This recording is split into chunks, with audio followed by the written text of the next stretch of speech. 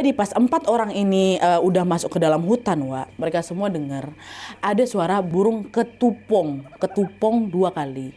Nah, masyarakat di situ percaya, Nadia, kalau dengar suara burung ketupong, biasanya itu macam pertanda hal buruk gitulah, gitu. Pertanda hal buruk bakal terjadi. Tapi karena Atok sama yang lain ini lagi butuh kayu cepat, peringatan itu nggak dihiraukan sama mereka. Mereka tetap tuh jalan masuk ke hutan, terus bikin api unggun untuk penerangan, terus mulai nebang pohon.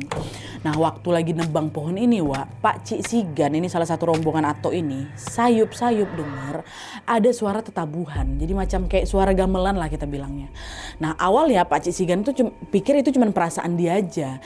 Tapi makin didengerin lagi, Wak, suaranya makin jelas dan macam bergema ke berbagai sisi gitu loh.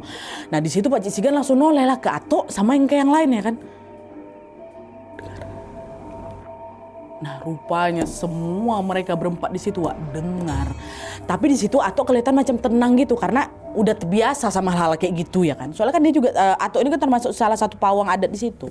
Nah, Atok pun langsung lah ngebakar ujung parangnya, Wak, di situ dibakarnya ujung parangnya di api unggun itu sampai warnanya macam kemerah-merahan.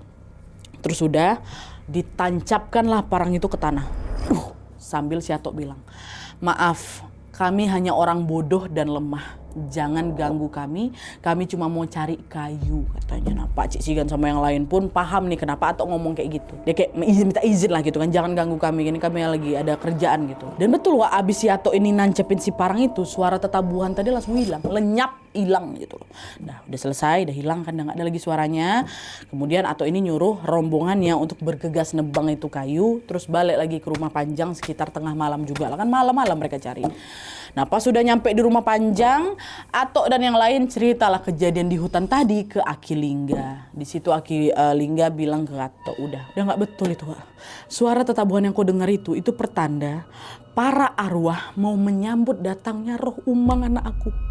Kita harus nyediain persembahan ini untuk mereka dan cepat makamin Umang. Ini kalau nggak bisa-bisa arwah itu bisa makin marah lagi dan ikut ngegangguin kita. Sekarang coba tolong kamu yang terawang roh Umang lagi ada di mana? Kata si Aki Lingga ke Atok. Atok kan juga bisa kayak gitu kan, bisa komunikasi bahkan sama roh-roh halus. Nah, dia Atok aku itu. Nah, saat itu juga Atok langsung diminta dibikinin kopi panas. Terus dia duduk lah ini bersila di dekat jenazahnya Umang sambil tutup matanya dan baca macam doa-doa kayak gitu. Mulut Atok kelihatan komat kamit itu macam lagi komunikasi lah itu kan, entah sama siapa. Terus nggak lama Atok tiba-tiba kebangun macam orang ketakutan gitu, Wak. Atok di situ nggak ada ngomong apa-apa, tapi dia langsung minum itu kopi yang masih panas itu gluk gluk gluk gluk sampai habis.